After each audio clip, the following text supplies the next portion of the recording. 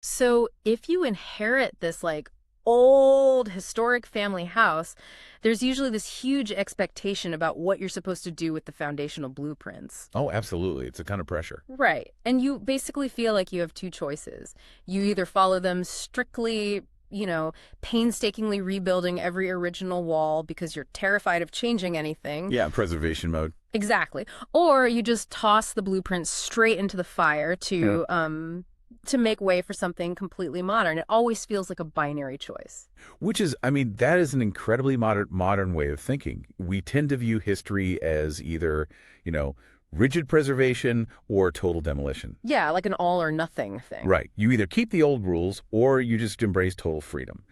But historically, that's really not how humans interacted with their foundational texts. We do love our neat little categories, though. It's clean, it's comforting. Oh, for sure. But according to this really fascinating essay we're looking at today, by Mark Bates, it's titled Beyond Antinomianism and Legalism.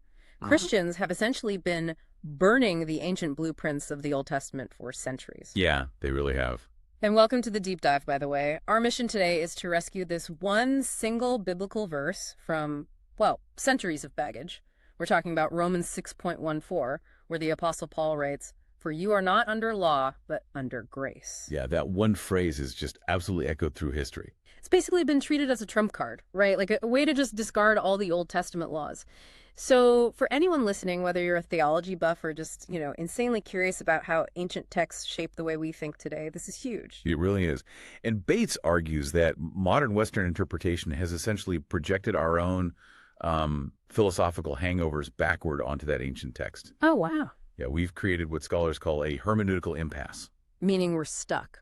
Exactly. We are stuck because the very tools we are using to read the text are actually breaking it. Okay, let's unpack this. Because Bates points a finger directly at post-Enlightenment rationalism and Cartesian dualism. Right.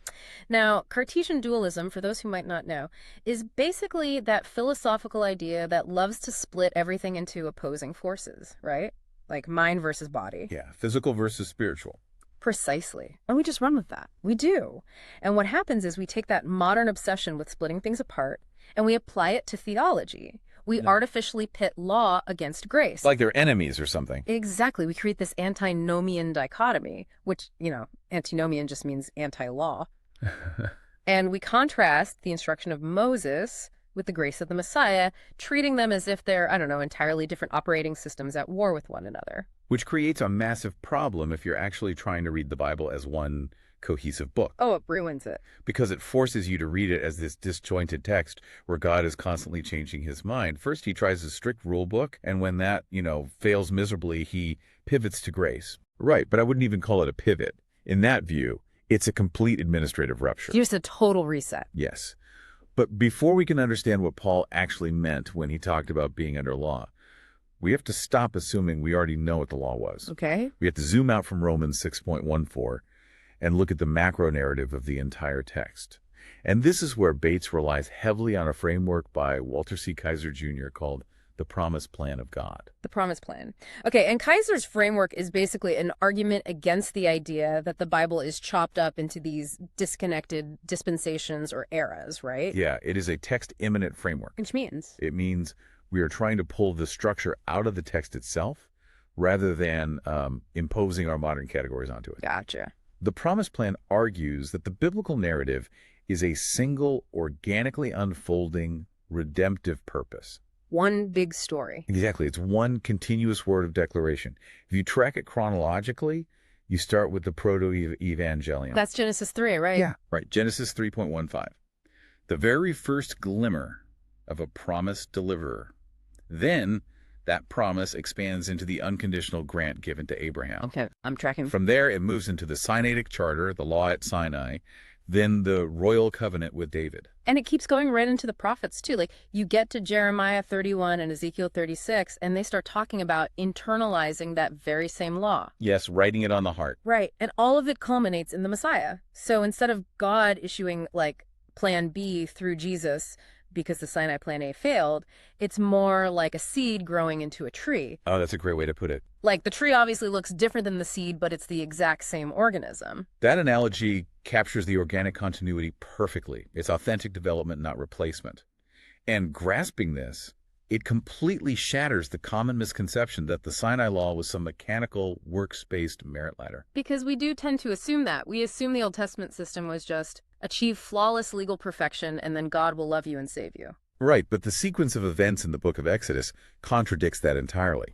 The chronological order is literally staring us right in the face. It really is. And it's the most crucial sequence to grasp from the source material.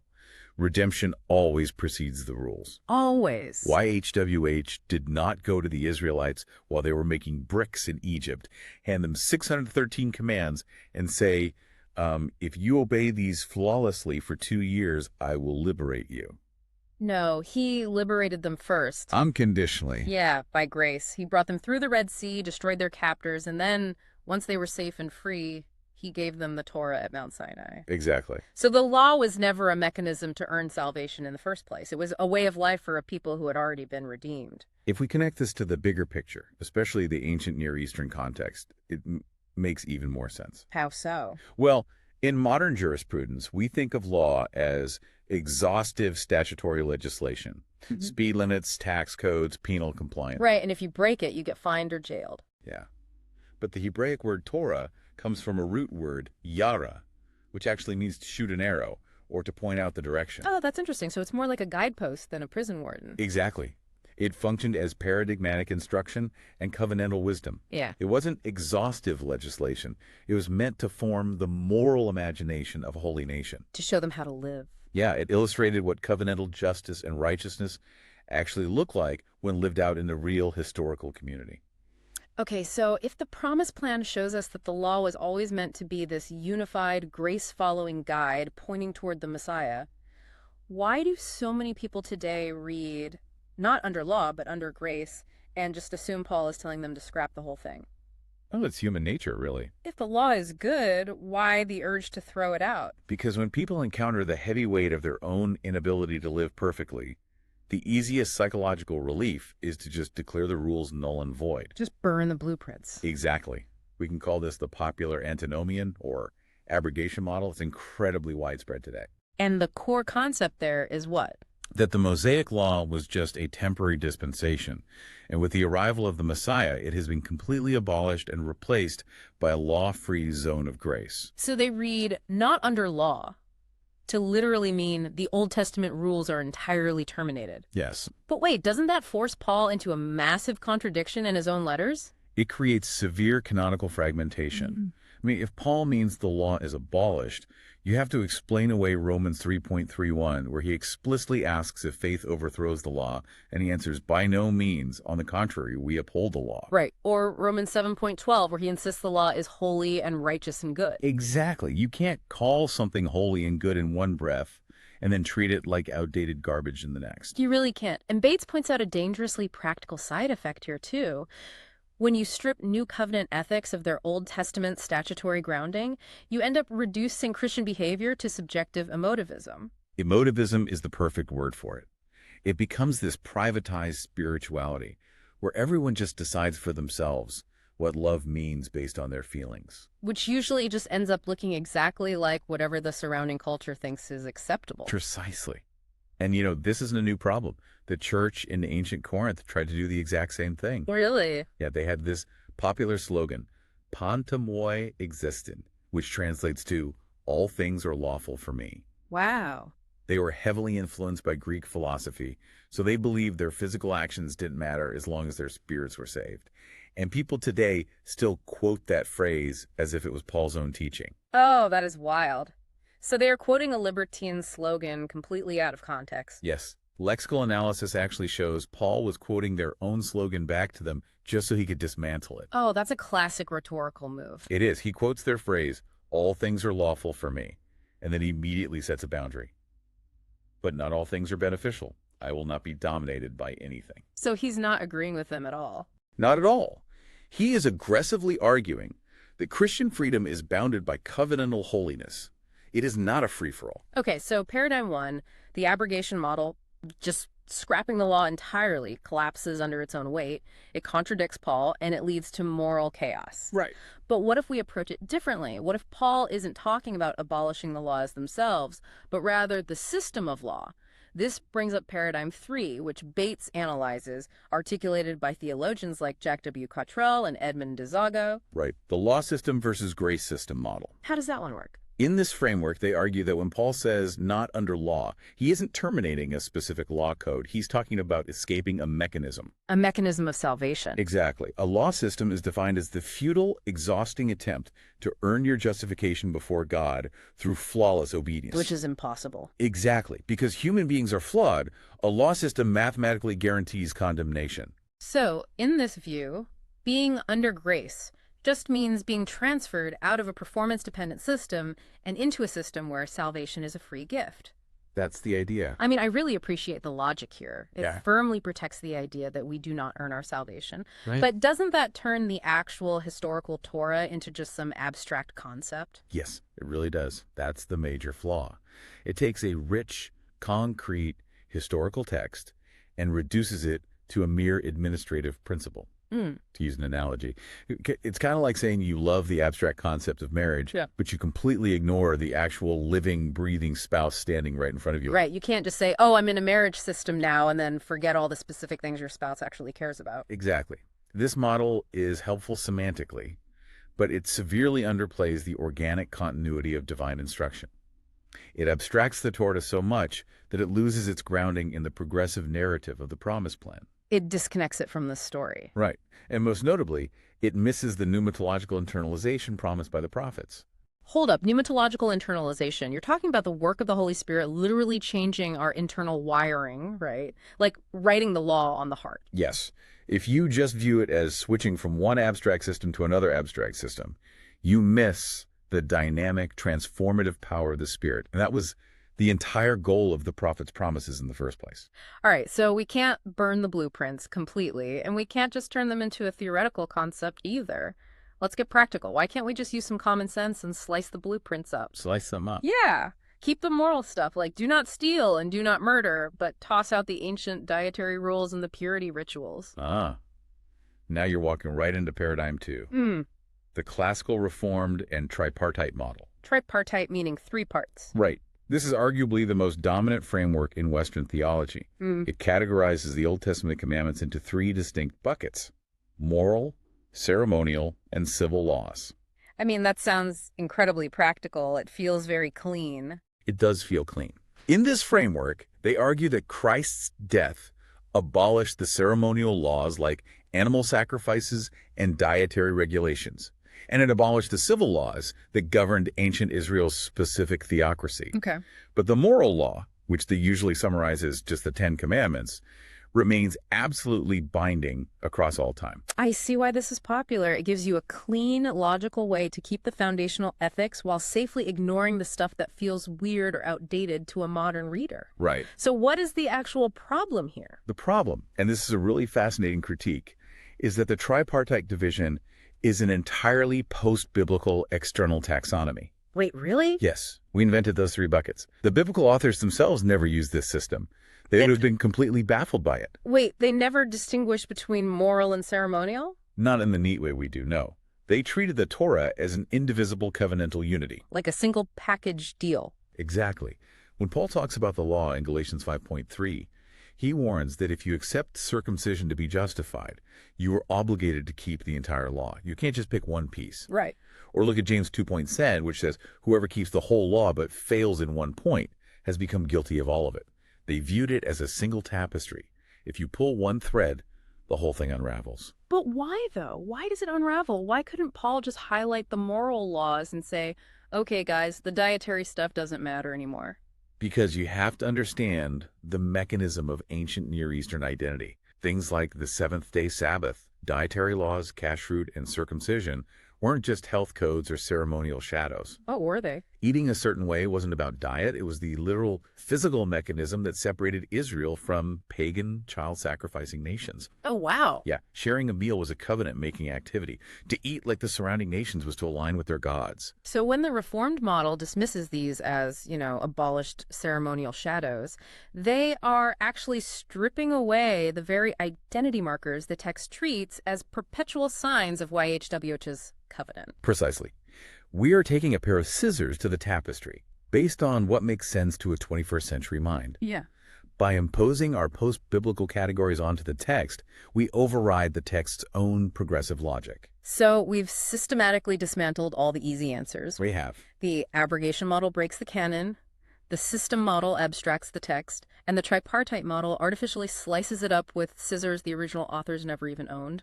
Right. If we can't burn it, we can't abstract it, and we can't slice it up, what is left? This brings us to the fourth way, the framework Bates advocates for, which perfectly integrates into that organically growing tree of the promise plan we talked about earlier. Okay, lay it on me. It's called the Non-supersessionist Pronomian Model. That is a mouthful. Pronomian meaning pro-law, right?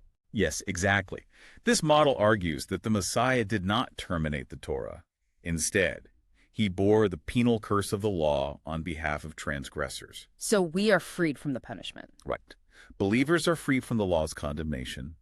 They are freed from the power of sin, but they are freed so that they can be empowered by the indwelling Holy Spirit to actually follow God's instruction. Ah, and that word non-supersessionist is really critical here too. It is. Because supersessionism is the historical idea that the Gentile church completely replaced Israel, and this model firmly rejects that, right? Absolutely.